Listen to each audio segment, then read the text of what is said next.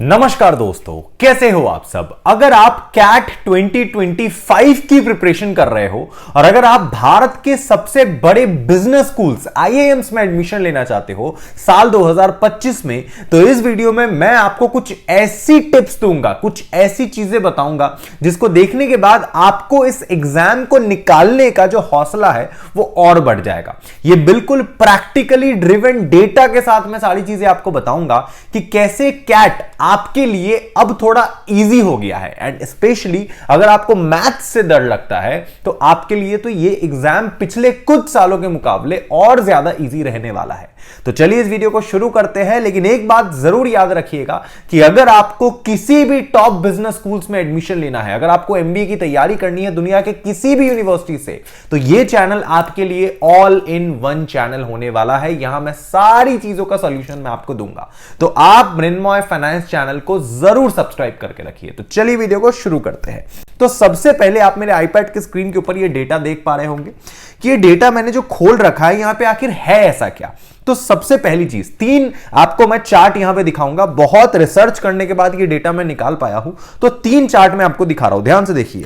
सबसे पहला आपको मैं दिखा रहा हूं, ध्यान से देखिए, कैट एग्जाम पैटर्न का ओवरव्यू पिछले 2010 से 2024 तक, मतलब पिछले 14 सालों का मैं डेटा आपको दिखा रहा हूं। एंड इसको देखकर आपको क्या एनालिसिस करना है, ध्यान से देखिए कि जब आप कैट 25 तक का एग्जाम पैटर्न का ओवरव्यू देखोगे ना, तो इस साइड में देखिए मेरे इस आईपैड के नंबर ऑफ सिलेक्शंस दे रखा है कि कितने लोग अभी तक सिलेक्ट हुए थ्रू कैट एग्जाम्स आईआईएम्स में या टॉप बिजनेस स्कूल्स में, उसके मुकाबले ईयर्स, कितने सालों में कितनी ग्रोथ हुई, कितने परसेंटेज की। ठीक है, तो आप देखेंगे कि पहले जो नंबर ऑफ सिलेक्शंस थी साल 2010 से लेकर साल 2014 तक, वो बहुत ज्यादा नहीं थी।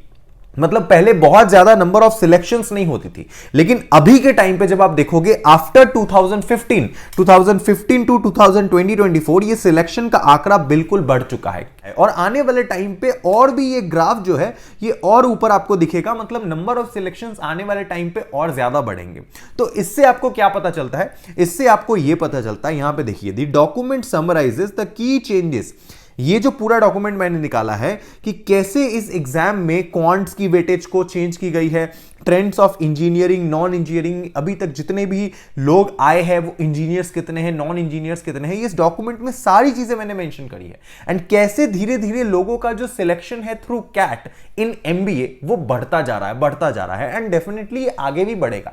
इसका मतलब है कि नंबर ऑफ सीट्स भले ही ज्यादा ना बढ़े हो, लेकिन नंबर ऑफ एक्टिव पार्टिसिपेंट्स बढ़ चुके हैं, कंपटीशन भी बढ़ चुका है, लोगों की एडमिशन भी पिछले 10 सालों में अच्छी खासी मात्रा में हो रही है। ठीक है, तो ये सबसे पहला आपके लिए ग्रीन फ्लैग है। अब सेकंड चीज जो सबसे इंपॉर्टेंट डेटा है, देखिए अगर आप एमबीए के लिए तैयारी कर रहे हो ना, तो पहले के टाइम पे एक स्टीरियोटाइप सोच था लोगों का कि अगर कोई कैट एग्जाम निकालना चाहता है या फिर कोई एमबीए करना चाहता है भारत के टॉप बिजनेस स्कूल से, लाइक आईआईएम्स हो गया, एफएमएस हो गया, तो आपका मैथ्स बहुत स्ट्रांग होना चाहिए। एंड वीडियो के स्टार्टिंग में मैंने बोला था कि अगर आपका मैथ्स स्ट्रांग नहीं है तो आपको डरना बिल्कुल भी नहीं है। ऐसा क्यों? क्योंकि देखिए, आप अगर कैट का सिलेबस देखते हो तो कैट के सिलेबस में मेजरली तीन कौन से टॉपिक्स होते हैं। सबसे पहला आपका होता है इंग्लिश, ठीक है ना, एक उसके बाद होता है रीजनिंग, ठीक है ना, एंड लास्ट होता है मैथ्स, ठीक है ना, जिसको हम लोग वर्बल एबिलिटी कहते हैं या फिर रीडिंग कॉम्प्रिहेंशन में इंग्लिश कहते हैं। उसके बाद रीजनिंग के अंदर हम लोग बोलते हैं डेटा इंटरप्रिटेशन, लॉजिकल रीजनिंग वाला जो हमारा सेक्शन आता है, एंड तीसरा अपना क्वांट्स का सेक्शन आता है, तो वो एक तरीके से मैथ्स हो गया। अब इंग्लिश और रीजनिंग तो सही है, इंग्लिश और रीजनिंग जो है, देखिए कैट का एग्जाम हर किसी के लिए, whether it is art, science and commerce, कोई भी व्यक्ति हो वो कैट का एग्जाम दे सकता है, इसमें कोई प्रॉब्लम नहीं है। लेकिन पहले क्या होता था कि देते तो सब थे, लेकिन जो साइंस बैकग्राउंड से होते थे या फिर जो इंजीनियर्स होते थे वो लोग बहुत अच्छे से कैट का एग्जाम क्रैक कर लेते थे। क्यों? क्योंकि उनका मैथ्स जो था वो बहुत ज्यादा स्ट्रांग होता था, बहुत ज्यादा। और पहले के टाइम पे जो मैथ्स का वेटेज था वो बहुत ज्यादा था, जो पहले की पुरानी पैटर्न थी। तो ये ग्राफ आप देखिए कि shift in QA weightage over the years. अब ये क्यू क्या है? ये क्वांट्स है। क्वांट्स मतलब क्या होता है? मैथ्स। तो मैथ्स के वेटेज में किस तरीके से चेंज आया है आप देखिए यहां पर।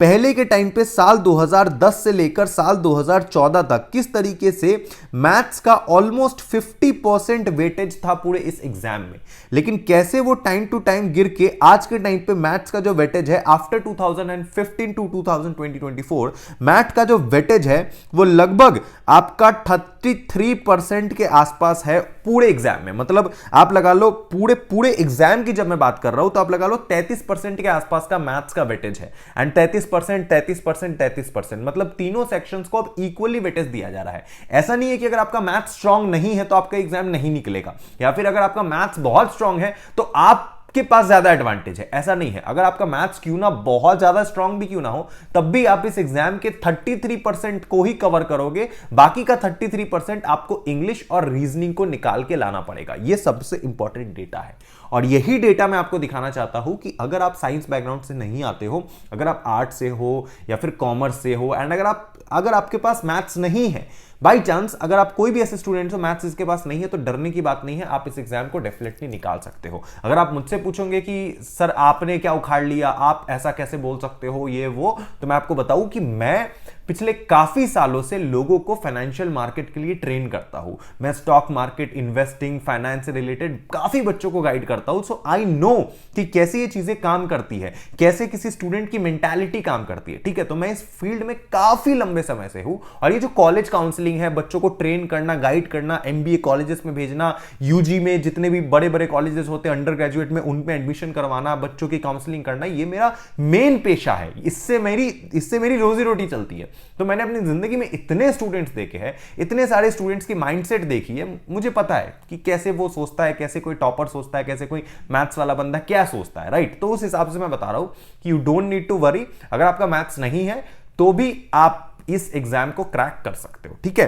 एंड तीसरा सबसे इंपॉर्टेंट चीज इस पूरे वीडियो का, लेकिन उससे पहले मैं आपको बता दूं कि मान लीजिए कि अगर आपका कैट नहीं निकलता है, या फिर समहाउ आप कैट के थ्रू एमबीए में एडमिशन नहीं लेते हो, या फिर आपके पास समय नहीं है, आपको घर से कुछ करना है, आपको ऑनलाइन एमबीए अगर करना है या फिर एग्जीक्यूटिव एमबीए करना है, लाइक अगर आप थोड़ा बिजी हो, आपके पास उतना टाइम नहीं, आप फुल टाइम जॉब करते हो, तो उसके साथ साथ भी आप एमबीए कर सकते हो घर बैठे बैठे ऑनलाइन। जी हां, एंड घर से बैठे बैठे आपको प्लेसमेंट मिलेगी with branded colleges, not even in India. आपको अब्रॉड के कॉलेजेस से भी आप एमबीए कर सकते हो घर बैठे बैठे ऑनलाइन। जी हां, आपको आईआईएम का टैग मिलेगा, वो भी ऑनलाइन मिलेगा आपको, ठीक है। ये सारी चीजें फैसिलिटी आज के टाइम पे मैं आपको प्रोवाइड करवाऊंगा। कैसे? तो देखिए, इस वीडियो के डिस्क्रिप्शन में आपको लिंक मिलेगा collegevidya.com का। जी हां, उस लिंक पे आपको क्लिक करना है collegevidya.com। तो मैं कौन हूं? मैं collegevidya.com का एक ऑफिशियल पार्टनर हूं, ठीक है ना। मैं कोई नॉर्मल इन्फ्लुएंसर नहीं हूं जो कॉलेज विद्या को सिर्फ प्रमोट कर रहा है, मैं इनका पार्टनर हूं। तो मैंने लाखों बच्चों का एडमिशन करवाया है बड़े बड़े टॉप यूनिवर्सिटीज में।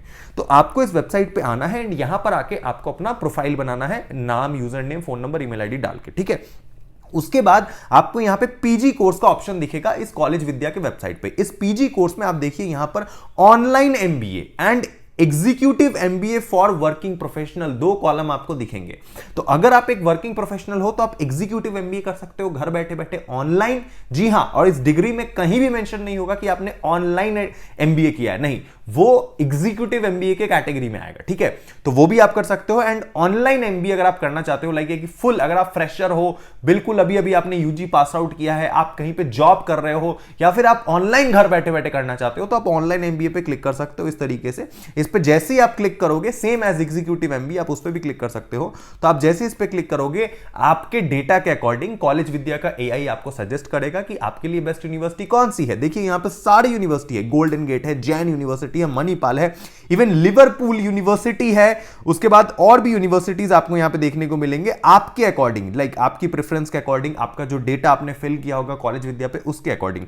लाइक आप देखिए बड़े बड़े आपको फॉरेन यूनिवर्सिटी तक देखने को मिलेंगे, इवन स्टडी अब्रॉड भी यहां पे अवेलेबल है। तो लेट्स से अगर आपको गोल्डन गेट में जाना है तो गोल्डन गेट पे आप क्लिक करोगे एंड गोल्डन गेट यूनिवर्सिटी से आपकी पूरी की पूरी एमबीए होगी घर बैठे बैठे, एंड आपको सर्टिफिकेट मिलेगा बकायदा यूजीसी रजिस्टर्ड रजिस्टर्ड सर्टिफिकेट आपको मिलेगा। जी हाँ, यहां पे सारी चीज आप चेक कर सकते हो, इवन आपका सर्टिफिकेट कैसा दिखेगा वो भी आप यहां पे देख सकते हो। इसकी फीस कितनी है, सिलेबस क्या रहेगा, एक एक चीज, फीस कितना लगेगा आपको, ई लर्निंग एक्सपीरियंस क्या है, प्लेसमेंट आपको कहां कहां लगेगा, Google, Accenture, Deloitte, Facebook, EY, IBM, KPMG, Paytm, पीडब्ल्यूसी, एप्पल, इन सारे बड़े एमएनसीज में आपको प्लेसमेंट लगेगी। 100% प्लेसमेंट्स मैं आपको प्रोवाइड करवाऊंगा। तो इन केस अगर आपका नहीं निकलता है कैट तो आप ये भी ट्राई कर सकते हो। एंड इसके लिए आपको कोई एंट्रेंस एग्जाम नहीं देना है, सिर्फ आपके अंडर ग्रेजुएट के मार्क्स के बेसिस पे आपका यहां पे एडमिशन हो जाएगा। तो आप आज ही भी एडमिशन ले सकते हो, आज ही इसी वीडियो के साथ साथ, ठीक है। तो अगर आपको एमबीए में एडमिशन लेना है ऑनलाइन तो आप ये चीज जरूर ट्राई कीजिए। collegevidya.com, link in the description below, ठीक है। अब बात करते हैं डेटा के ऊपर। सबसे इंपॉर्टेंट चीज, third number, engineers versus non engineers in CAT. साल 2010 से लेकर साल 2024 तक पिछले कुछ सालों में इंजीनियर्स और नॉन इंजीनियर्स बच्चों का पार्टिसिपेशन किस प्रकार से बढ़ा है और घटा है, देखिए।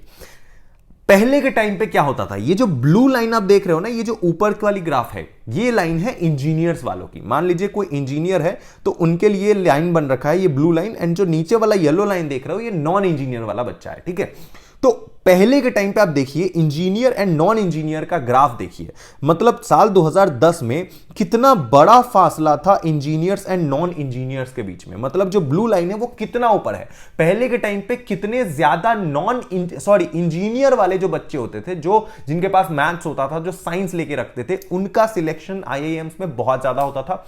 वो कैट बहुत इजीली निकालते थे। लेकिन उस समय नॉन इंजीनियर्स जो होते थे, जिनको मैथ से डर लगता था, ऑब्वियसली उस समय क्वांट्स वगैरह बहुत चीजें होती थी, तो उस वजह से उनका सिलेक्शन कम होता था। लेकिन जैसे जैसे हम इस ग्राफ में आगे बढ़ते हैं, साल 2012, 15, 17, 19, 20, 22, 21, 23, 24, आप देखोगे कि कैसे नॉन इंजीनियर का परसेंटेज कमते जा रहा है, इंजीनियर्स का परसेंटेज कमते जा रहा है एडमिशन में, एंड नॉन इंजीनियर्स का परसेंटेज बढ़ते जा रहा है। और एक टाइम आएगा जब ये ग्राफ एक दूसरे को काट के ऊपर निकलेगा, ठीक है। तो इसीलिए अगर आप एक नॉन इंजीनियर हो तो आपके लिए एक बहुत बड़ी मोटिवेशन है कि आप भी आईआईएम्स में एडमिशन ले सकते हो, आप भी एक कैट एग्जाम निकाल सकते हो। एंड मैं किसी भी इंजीनियर को डिफेम नहीं कर रहा हूं, आपके लिए तो एडवांटेज है ही कि आपके लिए मैथ्स वाला सेक्शन बहुत बहुत इजी है, तो आप बाकी के इंग्लिश एंड रीजनिंग में फोकस कर सकते हो। लेकिन जितने भी मेरे नॉन इंजीनियर्स व्यूअर्स हैं, जितने भी स्टूडेंट्स हैं, आपको घबराना नहीं है। आपके लिए सबसे बड़ी मोटिवेशन है कि you can still crack CAT. जी हां, आप कैट क्रैक कर सकते हो। यहां पे पूरा कंक्लूजन मैंने दिया है। CAT has evolved significantly over the year. पिछले कुछ सालों में कैट बहुत भयंकर तरीके से इवॉल्व हुआ है। The exam now test not just quantitative ability but also reasoning and language comprehension. ये एग्जाम सिर्फ मैथ्स को ही पहले की तरह टेस्ट नहीं करता है। आज के समय अगर आपको कैट निकालना है तो आपको इक्वली रीजनिंग और इंग्लिश पे भी फोकस करना पड़ेगा, and data interpretation as well. The focus on speed accuracy, पहले जितना मतलब एक क्वेश्चन को बनाने में जितनी स्पीड लगती थी उससे काफी कम हो चुका है आज स्पीड। मतलब आप ऐसा लगा लो कि कम हो चुका है इन द सेंस कि आप ऐसा समझो कि पहले किसी क्वेश्चन को सॉल्व करने में अगर 80 सेकेंड्स लगते थे तो अभी वही क्वेश्चन को सॉल्व करने में 50-60 सेकंड लगते हैं। बहुत फटाफट आपको उस क्वेश्चन को सॉल्व करना पड़ता है। आज के टाइम पे बहुत स्पीड आपके पास होना चाहिए, मतलब आपको मल्टीपल टॉपिक्स का नॉलेज होना चाहिए, तभी डेफिनेटली आप एक अच्छी स्पीड को टेस्ट करके बढ़िया तरीके से इस एग्जाम को क्रैक कर पाओगे।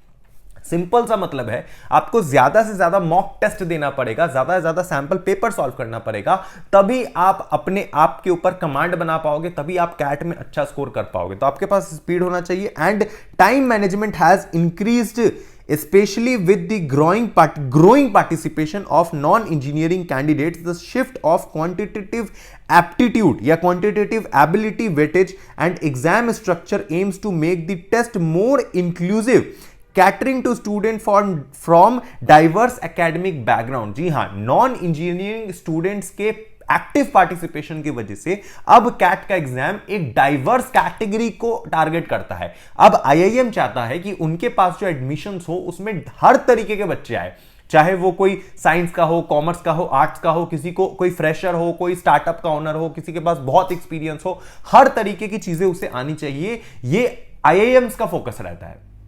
तो डेफिनेटली आप किसी भी बैकग्राउंड से आते हो, you can crack this exam 110%। And if you want to do MBA, just MBA, कहीं से भी, किसी भी टॉप यूनिवर्सिटी से, कोई भी टॉप यूनिवर्सिटी चलेगा, घर बैठे बैठे you want placement, then you can also go for online MBA. COVID के बाद से ऑनलाइन एमबीए का जो ग्रोथ है वो भी सिग्निफिकेंट हो चुका है, काफी ज्यादा प्लेसमेंट्स घर बैठे बैठे लगती है, तो उसको भी आप जरूर चेकआउट कीजिएगा through collegevidya.com, link in the description given below. बाकी इस डेटा के लिए मुझे एक थैंक यू और एक प्यारा सा मैसेज जरूर कमेंट में करना। बाकी चैनल पर बने रहना, सब्सक्राइब जरूर करना। शुक्रिया वीडियो देखने के लिए मेरे दोस्त, मिलते हैं अगले वीडियो में। Love you, tata, bye bye, जय हिंद।